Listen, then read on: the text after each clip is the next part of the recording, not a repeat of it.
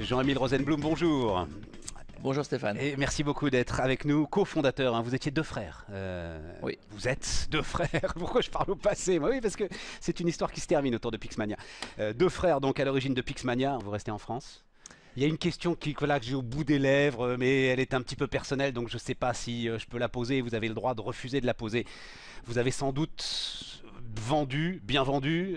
Aujourd'hui, je l'espère pour vous, vous avez tous les succès de la carrière d'entrepreneur, je vais le dire comme ça, avec des périphrases. Tous les succès d'une carrière d'entrepreneur.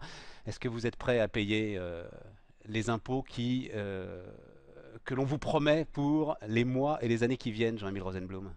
Pour moi, c'est pas la question d'impôt, c'est la question du climat. C'est est-ce que le climat va changer autour de l'argent des entrepreneurs en France ou pas? Et c'est une vraie question que je me pose aujourd'hui. À aujourd'hui, ça me donne pas envie de rester. Et c'est pas une question d'impôt, c'est une question de climat. Oh, ils disent tout ça, ils disent c'est pas une question d'impôt, c'est une question d'impôt.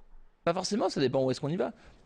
Pour le moment, je suis plus Vous serez soumis aux 75% par exemple, les fameux 75%. Non, pas du tout. Pas du non, tout, pas du d'accord. tout. Non, c'est pas une question de 75%, c'est plus une question de climat autour des entrepreneurs. Et puis après, bon, il y a des questions qui sont complètement délirantes sur l'ISF, sur le déplafonnement de l'ISF. Bien sûr, si ça reste comme ça, personne ne restera. Personne ne restera. Beaucoup de gens parlaient du départ. Aujourd'hui, tout le monde acte.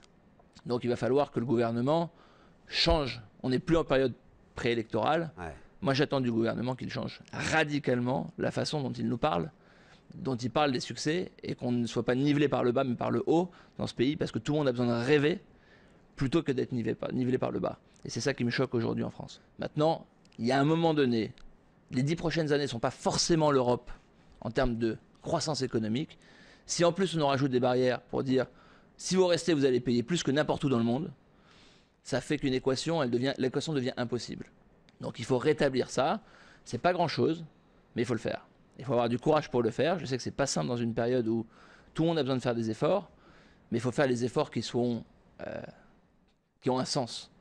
Pas juste des mesurettes pour faire plaisir à des gens qui au final seront nivelés par le bas. Et on a besoin de rêver dans un pays. Merci Jean-Émile Rosenblum.